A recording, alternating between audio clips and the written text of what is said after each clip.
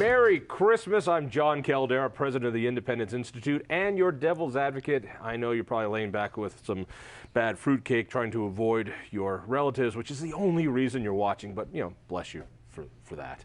A little later in the show, a behind-the-scenes look at the Independence Institute with a couple of our insiders. But first, can the states do anything about federal overreach? Because the feds don't do it themselves. An organization called the Convention of the States thinks so. Bob Berry's from that organization, works on it nationally. Yes, indeed. And Kris Cook, our good friend here locally, runs the Colorado chapter. All right, let me see if I got the problem down right. We got problems on the federal level that, you know, the state can't make its own money. The feds can. They can just issue debt whenever they want. And we've got no way to put controls onto the state. We have term limits here in Colorado, but we can't force term limits on there. It's been declared unconstitutional. We can't change the Constitution. I'd love to put Tabor into the federal Constitution, or term limits into the federal Constitution, or some sort of spending thing, or something that says you can't go into debt without a vote of the people. I mean, there's so many things, but we can't change the Constitution. The feds have to change the Constitution and put in the proposal and then ask the states. That's what I've been taught. Right. You take it right here. Or so most people think.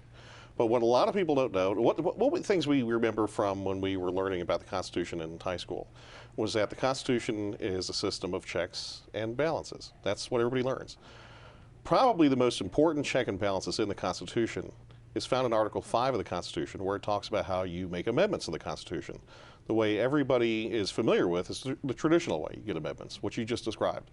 The Congress takes 2/3 of Congress to propose an amendment, and then the states have to ratify. It's kind of a two-phase affair. Is it 2/3 of the state legislature? Two-thirds of the Congress has to propose. That's how you get a formal proposal. And then was it 3/4? I'm trying to remember. 3/4 of the states. 3/4, there we go. So currently it would take 38 states to ratify. So that's a pretty high bar. But here's the catch. And hang on a second. The founders understood that this document will need to be tweaked. Absolutely. You know, we can't foresee things in the future. And so it has to be movable, but they made it such an incredibly high barrier that it couldn't be moved for light things. And the idea with that is that the states were going to be highly adaptive to changes that needed to be made in the states, and the thinking is that the federal government should be kind of the slowest to change, and that should be remain. And if it had stayed on that trajectory, it would have stayed rather small. But unfortunately, over time, it didn't. And here's the kind of the catch to this, is that the states cannot. You just mentioned a few really good amendment ideas. The states. I got more. I want to get rid of the designated hitter in the NBA. There you go. Nice. And I want to outlaw. I don't want to outlaw oatmeal raisin cookies. I just want them to be colored so we don't think they're chocolate chips at a distance. So here's the trick, though. The states can't ratify something that hasn't been proposed. So if you are dependent on Congress to propose any of those amendments, including the raisins, okay, you're never going to get it. It'll never happen. So the founders saw through this thing 200 years ago, and they said, hey, we need to create an alternate way for the states to both propose and then later ratify amendments. Keep that thought here. You do this locally. Colorado has a way to do this for our state, which is we have a check and balance, and we, the people, have voted not a lot, but some very key bits of changes to our state constitution, including the Taxpayer Bill of Rights, which says we have to vote on tax increases and debt increases, including term limits, including our open records and our open meetings. All these things are limitations on the people in power. They never would have voted a single one of those on themselves for right reasons. We do it through the initiative process. Why? We do it. Why do we do it through the initiative? So that there is that balance. There is that power to the people. I mean, the Constitution of the United States starts with we the people. We the people are the ones who are in power. We are the ones who delegate our power to the federal government, except that the federal government has told us that we can't do that anymore. Here at the state level, we can use the initiative process to put a check on our state government. Well, this process in Article 5 of the Constitution is very similar in that it's sort of an initiative process for the states to be able to propose these amendments to the Constitution, and the states are in charge of the entire thing. All right, so in the same way that we citizens can petition our state government to make changes in law or changes to the Constitution, the individual states can petition the federal government and say, we want to vote on this. As long as 34 of them get together, 34 states get together and say, we're going to do this, Congress, you don't get to have a say in this, then we can do that. And we can put a check on the federal government. All right. This is something that we've been involved with for a long time. Rob Nadelson at the Independence Institute is one of the best scholars on this and has been superb on it. But people don't quite get the idea of this type of action. Give me how it works. What do the framers want? It's actually a surprisingly simple process. The state's legislature has to decide that, yes, Article 5 says we can demand, it's not a request, it's a demand, a convention for proposing amendments. That's actually what the Constitution calls it. Those are the words. That's actually what it's called. Say it again. Convention for proposing amendments. It's also often called a convention of states, which is how we got our name. And the idea is that a state decides, yes, we want to propose that a convention take place under this specification. So in the case of Convention of States, we want to talk about putting fiscal controls, we want to limit term limits, we want, just kind of those basics. So it's a very narrow window of opportunities, but it does a lot in terms of what it could do to put the federal government back in its box. But anything beyond that can't be discussed on the floor of a convention that way. And if the convention says we want to propose, let's say, term limits as a constitutional amendment to the United States Constitution, and 34 states say, here it is, here's the language, and then what happens? So you need 34 states to agree what the convention is going to be about. Right. And so we have a model application language that we've actually gotten passed in 4 states in the first year of our existence. We're probably going to get quite a few more this legislative session.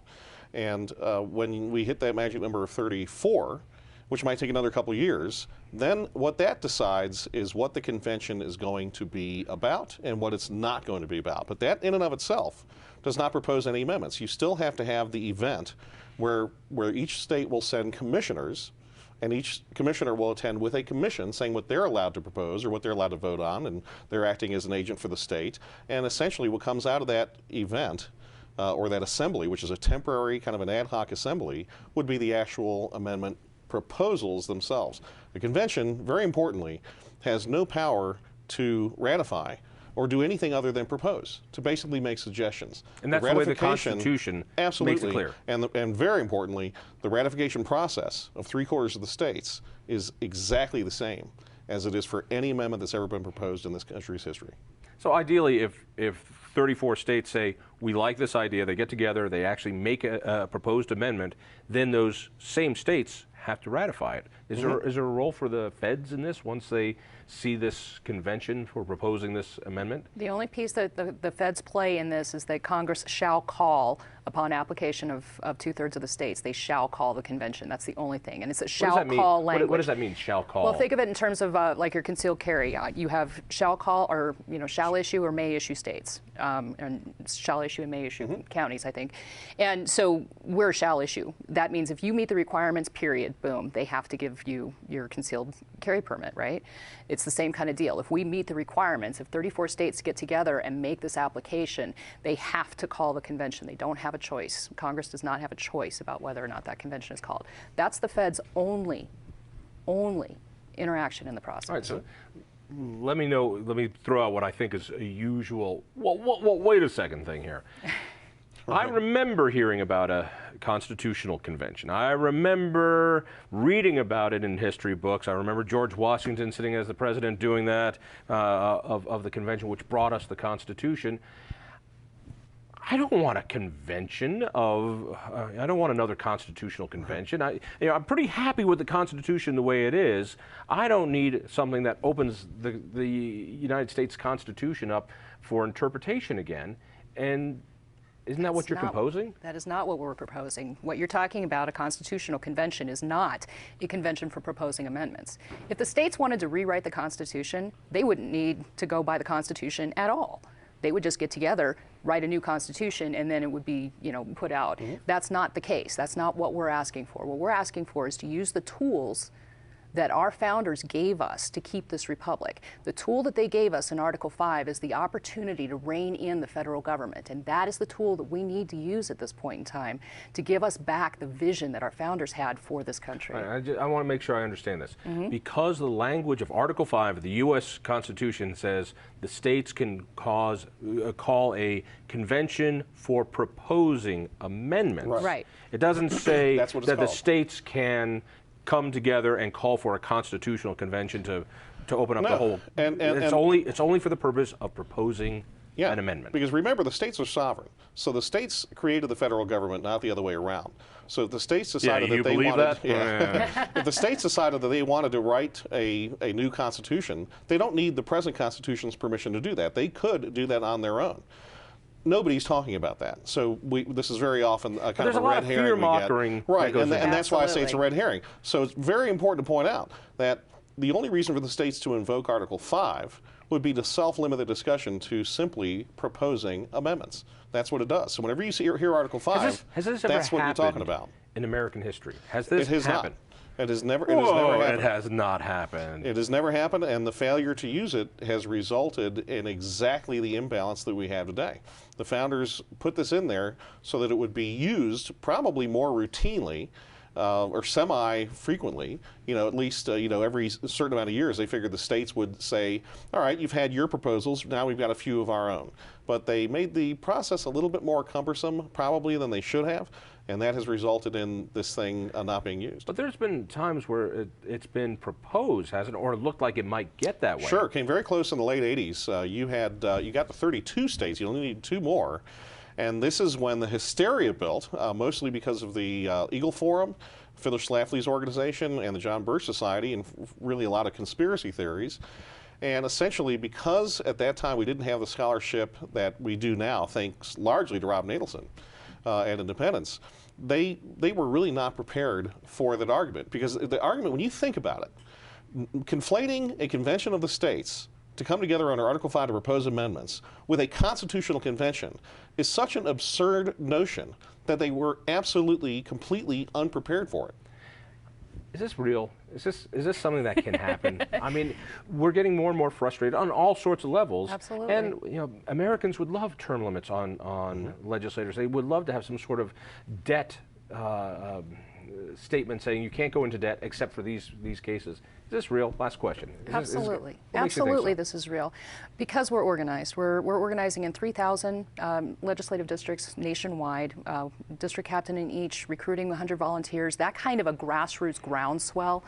And that's what we're seeing here in Colorado. People want to get involved. Where do they go? They want to go to conventionofstates.com. Conventionofstates.com. Kris, Bob, thank you. Stay tuned.